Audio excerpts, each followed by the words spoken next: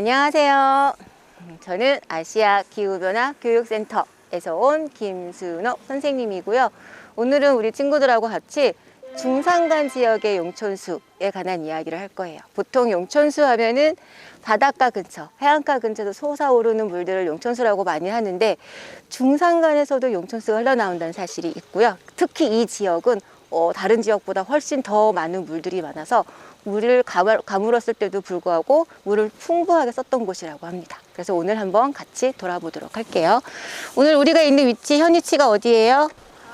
예, 여기에서 이렇게 중간에 우리 토성을 지나가지고 3번에 보면 구신물이 있죠. 구신물 보고 극락사라는 절에 옹성물이 있어요. 1번 장군물을 지나서 다시 여기 돌아온 다음에 우리 유수암천으로 가는 걸로 해서 거기서 마무리 짓도록 하겠습니다. 자, 떠날 준비 되셨나요? 한번 같이 가보도록 하겠습니다. 여기 와본 적 있어요, 친구들은? 아니요. 한 번도 안 와봤지? 삼별초 대몽항정에 대해서 배우고 있지 않을까요? 삼별초가 강화도에서 네. 뜯겨서 진도로 내려온 다음에 네. 다시 제주도에 와가지고 최후 항전지가 바로 여기가 되겠죠. 이 토성 주변으로 해서 토성이 쌓여졌다고 한다는 것은 여기가 머물기에 아주 가장 적절한 곳이라고 하겠죠. 그럼 뭐가 있어야지만 군사들 여기에다가 머물게 할 수 있을까? 어떤 입지 조건이 있으면? 산? 또? 식량이 많은 곳. 또? 원하는 대답이 아직 안 나왔어. 힌트 주세요. 힌트? 매일매일 먹어야 되는 거잖아요. 물이 있어야지. 밥은 안 먹어도 물은 먹어야 되거든요. 그래서 토성을 쌓았다는 것은 이 지역이 물이 많다라는 반증이 되기도 한답니다. 잠깐 정자에 갔다가 갈게요. 와, 강아지도 있고 여기 오니까 아주 시원하죠? 네. 전망이 아주 좋죠? 네. 삼별초에 있는 장군도 여기다가 성을 쌓았던 이유가 다 보이잖아요. 누가 배를 타고 오는지 다 보일 수 있겠지. 그리고 배를 내려서 여기까지 오는 동안에도 다 볼 수가 있겠죠.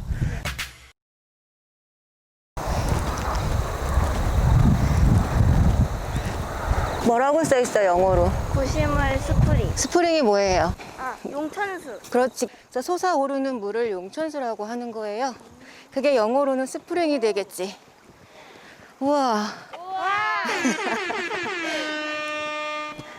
이게 구신물. 만져봐도 돼요. 물 이렇게 묻혀봐도 돼. 이거는 몇 부예요?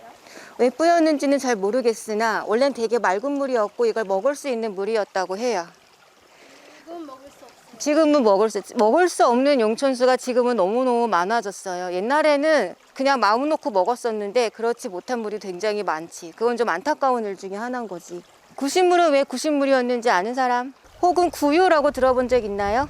옛날에 할머니 할아버지들이 어렸을 때 말을 키우고 소를 키웠어. 그리고 말 밥그릇, 소 밥그릇이 필요했어. 그거를 넓게 길게 나무 같은 걸로 만들었거든요.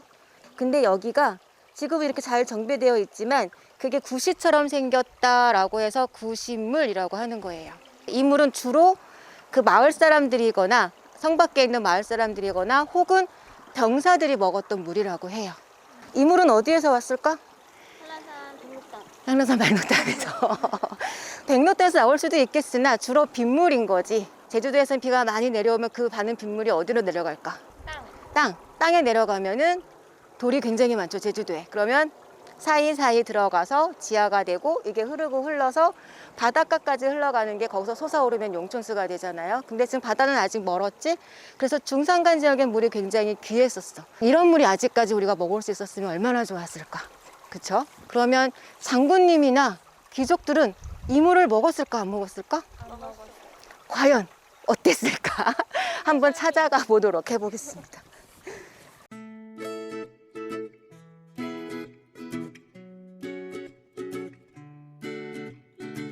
자, 옹성물입니다. 뭐라고 써있어? 옹성물, 항몽을 위한 삼별초들의 호국 충정의 용천수라고 했죠. 한번 들어가서 보도록 하겠습니다. 자, 들어가서 보세요. 자, 옹성물이 나오는 곳을 한번 볼까? 아까 구신물이 펑펑펑펑 쏟아져 나왔던 거랑 좀은 느낌이 달라요. 물 흐르는 거 한번 봐보세요. 쫄쫄쫄이죠. 아까보다는 조금 덜 온다는 느낌이 들죠. 보통 옹성이라고 하면 큰 성벽을 쌓아서 성문 입구에 이렇게 항아리 모양처럼 쌓아서 적군을 막는 아주 철옹성이란 말 들어본 적 있죠? 새로 만든 단단한 성, 무너지지 않는 성이라는 뜻을 갖고 있는데 그 모양이 아마 저기 보면 이렇게 항아리 모양처럼 생겼죠?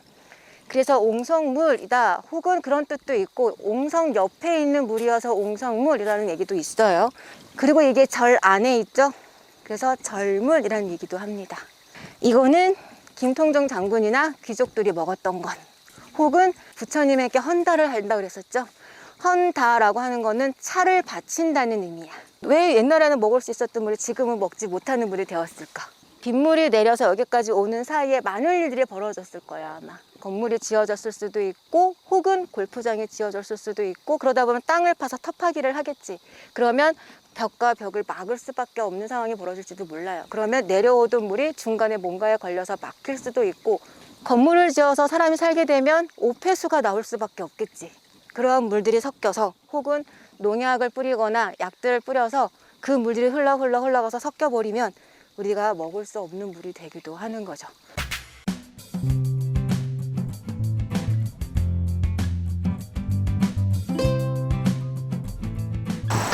우와, 큰 나무인데 쓰러진 지 얼마 안 되는 것 같아. 근데 이렇게 아름드린 나무가 왜 쓰러졌을까? 작은 나무도 사는데.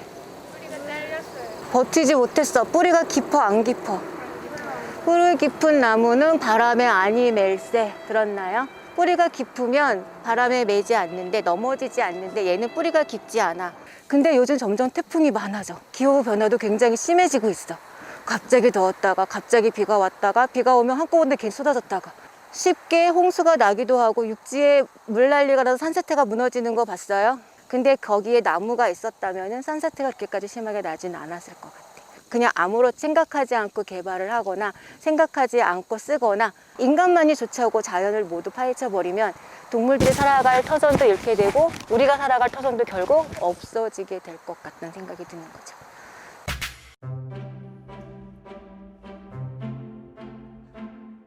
자, 여기 먼저 보고 갈까? 삼별초의 대장 김통정 장군에 관한 전설이 얽힌 유적지라고 합니다.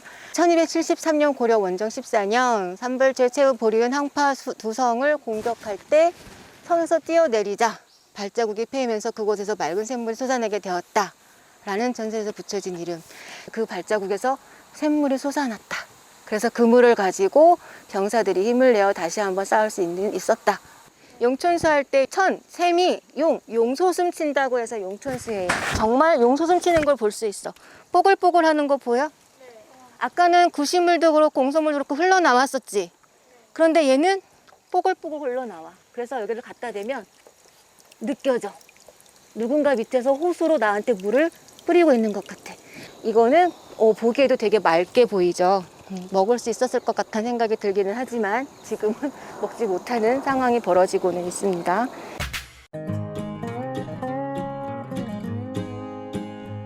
자, 우리 이제 마지막 용천수 여행의 코스로 남은 유수암리에 왔는데요. 유수암리 설천 유래에 대해서 우리 서연 학생이 한번 읽어볼까요? 크게? 네. 삼별초군이 항파 두성에 운거할 때 함께 따라온 어느 한 고승이 유수암 네. 절동 산 아래 용출하는 맑은 샘을 발견하고 언덕 아래 암자를 지어 태암감당이라 이름하여 여기서 용출하는 맑은 샘이 용출하는 걸 발견하고 거기 아래에 언덕 아래에 암자를 지었다. 샘이 없었으면 암자를 짓지 않았겠죠. 그러니까 마을을 이루거나 내가 거기에 암자를 짓거나 절을 짓거나 할 때는 반드시 물이 있는 근처에다가 암자를 짓거나 절을 짓거나 그래서 마을이 형성되었다는 걸 알 수가 있어요. 자, 물 한번 보세요. 유수암천. 자, 바가지가 있다는 건 지금도 먹을 수 있다는 뜻이겠죠? 네. 여기는 선생님이 알고 있기로는 마실 수 있는 유일한 물이지 않을까, 용천수이지 않을까 라는 생각이 들어요. 지금 나누어져 있어요. 그러니까는 보통 용천수를 그 마을에서 이 물을 사용하기 위해서 세 군데로 나누었다고 해요. 그 사용 용도에 따라서 처음에는 마실 물을 있어야겠죠. 그쵸? 마실 물은 제일 위쪽에 있는 물을 가지고 마실 물, 혹은 제사를 지내거나 귀한 일이 있을 때, 명절 때 차례상을 차릴 때도 큰 그 귀한 물이니까 맨 위쪽에 있는 물을 가지고 마실 물을 썼고, 그 다음 단계에서는 여기서는 무엇을 했을까? 채소 같은 걸 씻었다고 해요. 먹을 수 있는 거, 채소를 씻거나 했던 거겠죠. 그 다음에 뭘 했을까?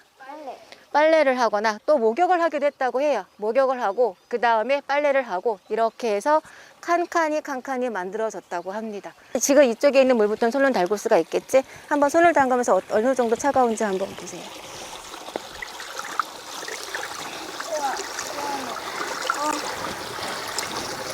사실 여기는 새로 마을 사람들이 새로 정비했다고 해요. 식수로 사용하고 그 다음에 목욕하고 채소 씻고 빨래까지 했었는데, 그거랑 별개로 좀 두려고 빨래하는 곳은 다 이쪽으로 다시 새로 마을 청년들이 만들었다고 해요. 아까 저기서 유수하면서 흘러나온 물이 지금 여기까지 계속 나오고 있는 거지. 굉장히 물이 많죠. 비가 많이 오는 경우에는 마을 위에서부터 길 자체가 다 물이 흘러내리는 경우도 있어요. 자, 지금까지 우리 용천수를 따라서 역사문화 탐방길을 같이 왔는데요. 구시물, 옹성물, 장구물, 그리고 마지막 우리 유수함까지 보면서 용천수를 가지고 마실 물도 얻었고, 그 다음에 채소를 씻거나 그리고 세탁을 할 수 있는 내가 생활에 필요한 모든 것을 용천수에 얻을 수가 있었어요. 그런데 지금은 그럴 수 없는 용천수들이 굉장히 많죠. 자, 우리가 지금 코로나 때문에 힘들어하는 것처럼 중국에서 벌어진 일이 왜 나한테까지 영향을 미칠까? 지금은 지구촌이라고 말해요. 하나의 마을처럼 먼 나라에서 일어난 일들이 그게 커지고 나비 효과가 돼서 내가 살고 있는 이 제주도까지 영향을 미치고, 여기서 벌어나는 일이 먼 나라에까지 영향을 미칠 수도 있다는 거지. 이 용천수도 아마 그러지 않을까? 용천수가 오염이 됐을 거라는 건 여러 가지 환경 요인이 있을 수가 있어요. 태풍이 많이 오거나 가뭄이 많아진다거나 갑자기 폭우가 쏟아진다거나 여러 가지 기후 변화와 다양한 환경 문제로 인해서 우리가 쉽게 용천수를 먹지 못하는 그런 안타까운 현실이 벌어지고 있는 것 같습니다. 우리가 용천수에 대한 생각을 조금 더 깊게 한번 해보고, 어떻게 하면 다시 지킬 수 있는 방법이 무엇일까 한번 생각해보는 시간도 가졌으면 좋겠습니다. 오늘은 여기로 마무리를 하고, 다음 편에서는 우리가 용천수를 정말 어떻게 사용했는지 그거에 대해서 직접 체험하는 시간을 가져보도록 하겠습니다. 오늘은 여기서 마무리합니다. 감사합니다.